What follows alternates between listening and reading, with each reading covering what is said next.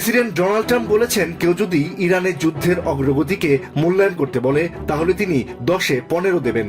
তার মতে আমেরিকার সামরিক বাহিনী বিশ্বের সবচেয়ে শক্তিশালী এবং এই অভিযানে সেটির কার্যকারিতা স্পষ্টভাবে দেখা যাচ্ছে। প্রেসিডেন্ট আবারও সাবেক প্রেসিডেন্ট বারাক ওবামার করা ইরান পারমাণবিক চুক্তির সমালোচনা করেন। তিনি বলেন, ওই চুক্তি ইরানকে শেষ পর্যন্ত পারমাণবিক অস্ত্রের পথে নিয়ে যাচ্ছিল। ট্রাম্পের মতে তার প্রশাসন সেই চুক্তি বাতিল না করলে কয়েক বছর আগেই ইরান পারমাণবিক অস্ত্র পেয়ে যেত। তিনি দাবি করেন, সাম্প্রতিক সামরিক হামলায় ইরানের ক্ষেপণাস্ত্র ও লঞ্চিং সিস্টেম দ্রুত ধ্বংস করা হচ্ছে এবং দেশটির নেতৃত্ব দুর্বল হয়ে পড়ছে। ট্রাম্প বলেন, বহু বছর ধরে ইরান অঞ্চলের বিভিন্ন দেশের সঙ্গে সংঘাতে জড়িয়েছিল এবং পরিস্থিতি নিয়ন্ত্রণের বাইরে চলে গিয়েছিল।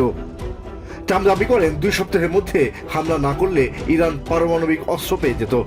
প্রেসিডেন্ট আরও উল্লেখ করেন, তার প্রথম মেয়াদে ইরানি জেনারেল কাসেম সুলেমানিকে হত্যার সিদ্ধান্ত এবং আমেরিকার সামরিক শক্তি পুনর্গঠন বর্তমান পরিস্থিতিতে গুরুত্বপূর্ণ ভূমিকা রেখেছে। ট্রাম্পের ভাষায়, সাম্প্রতিক নর্থ্রপ B-2 স্পিরিট বোমারু বিমানের হামলা ইরানের পারমাণবিক সক্ষমতাকে কার্যত সম্পূর্ণ ধ্বংস করে দিয়েছে। তিনি দাবি করেন, কয়েক মাস আগে ওই হামলা না হলে খুব শিগগিরই ইরান পারমাণবিক অস্ত্র তৈরি করতে পারত।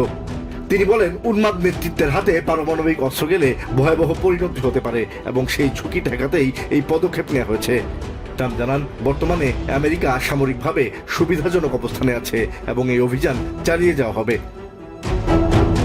কংগ্রেস সদস্য, সামরিক নেতৃত্ব এবং অন্য কর্মকর্তাদের ধন্যবাদ জানিয়ে তিনি বলেন, তাদের সহযোগিতায় তার প্রথম মেয়াদে আমেরিকার সামরিক বাহিনীকে নতুনভাবে শক্তিশালী করা হয়েছিল। Asad real, TVN24 news desk.